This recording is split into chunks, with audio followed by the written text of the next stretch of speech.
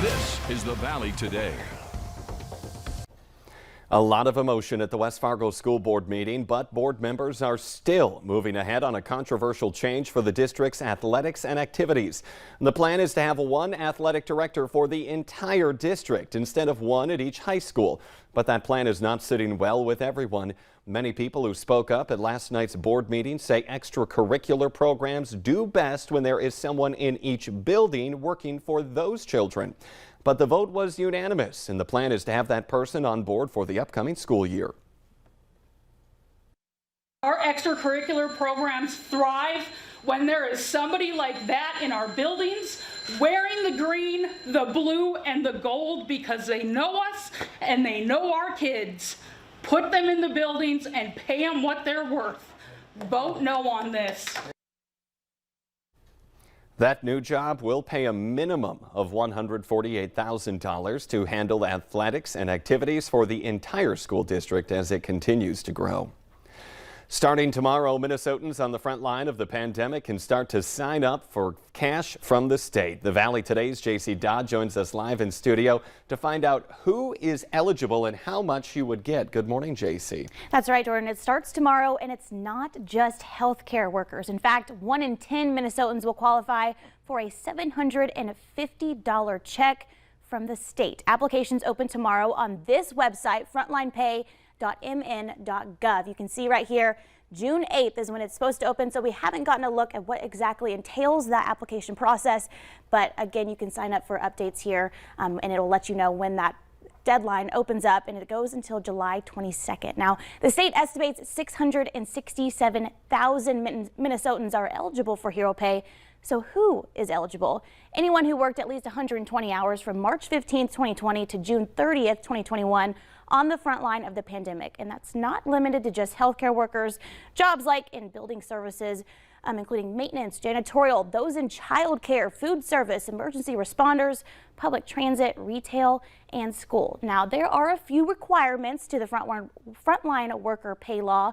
A frontline job did not provide a virtual or work from home option. And there's an income cap. If you are involved with direct COVID-19 patient care like nurses, the income cap is $175,000 for those filing taxes individually and $350,000 for married taxpayers filing jointly. For those who didn't work with direct COVID-19 patient care, the income cap is $85,000 for those filing individually or $185,000 for married taxpayers filing together.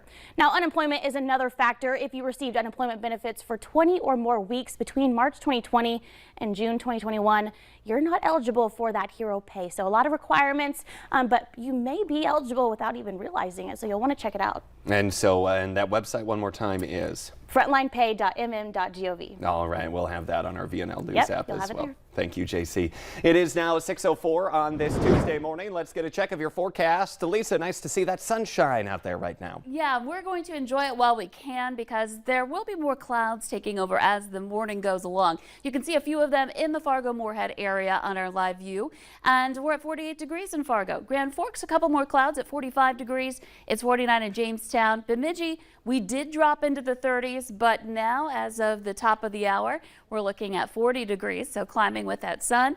And Fergus Falls, one of our warmer spots at 57. Devil's Lake is at 52. So kind of a range of temperatures here, but most of us starting off just fine. Now, we're looking at our radar and satellite map showing the shower activity and the cloud cover more to the south. The farther northeast you are, the more likely you'll get to hold on to that sunshine here today.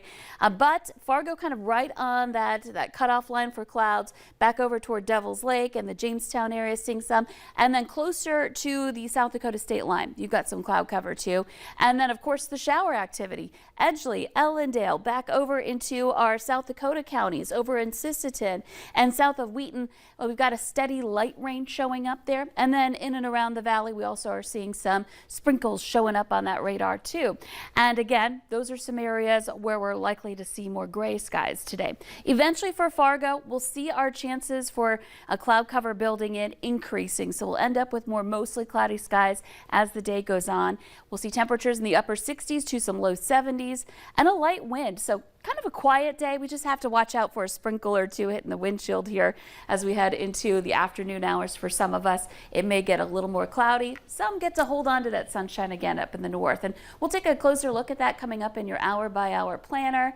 And we've got some summertime temperatures coming your way too this week. Details on when and how high we'll go in just a couple of minutes. A lot of people real antsy to hit the lakes and rivers, even though they're still a little cool out there. Well, I think the temperatures will make it feel a little better here heading into some good timing here the weekend. All right, look forward to that, Lisa. Thank you. Now 6:06, the judge overseeing the remaining case against two former Minneapolis police officers charged in George Floyd's killing has ordered that the trial be delayed until January to improve the prospects of a fair trial. Totow and J. Alexander King had been due to go on trial Monday on charges of aiding and abetting murder and manslaughter in the May 2020 death of Floyd. But Judge Peter Cahill is delaying that trial until January 5th. Cahill denied a motion for a change of venue, but says publicity over two recent connected cases creates a reasonable likelihood of an unfair trial if it were to start next week.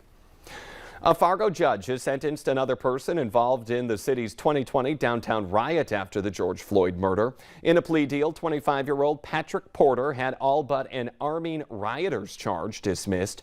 He was sentenced to serve his remaining 35 days in jail at home on an electronic monitoring system. A Moorhead man is going to prison for 12 years for stabbing a woman multiple times last January. 28-year-old Juan Brown pleaded guilty in Clay County Court to attempted murder with intent. He'll get credit for nearly 18 months already served in jail. West Fargo police are confirming they're investigating the unauthorized sale of mother's breast milk from an unlicensed home daycare. Police also say this is related to the same daycare that came under investigation last month. We are not naming that daycare provider in question, as this is an open investigation and no charges have been filed.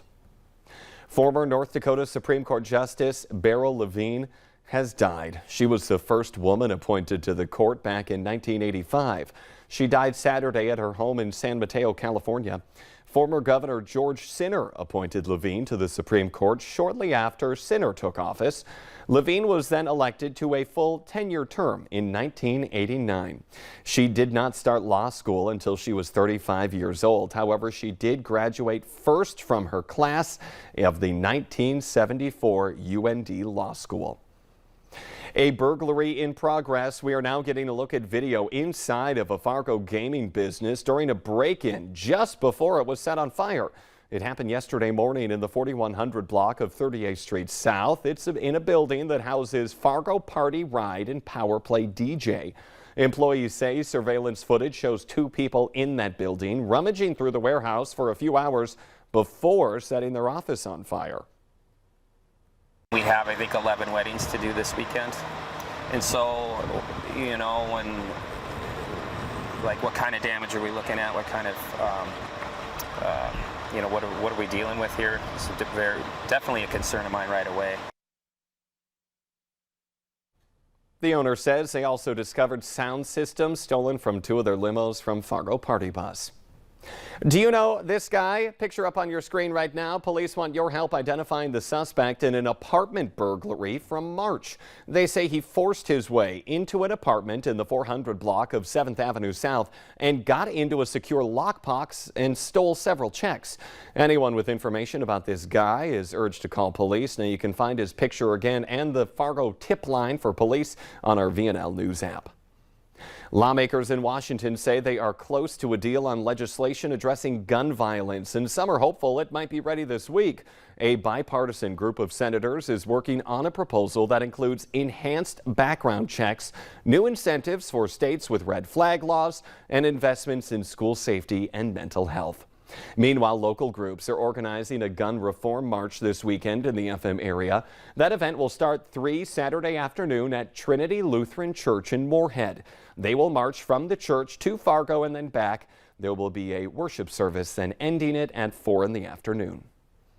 Spring is a time when those orange cones go up, and we have another bunch of lane closures and traffic delays you need a heads up on. We have those details coming up.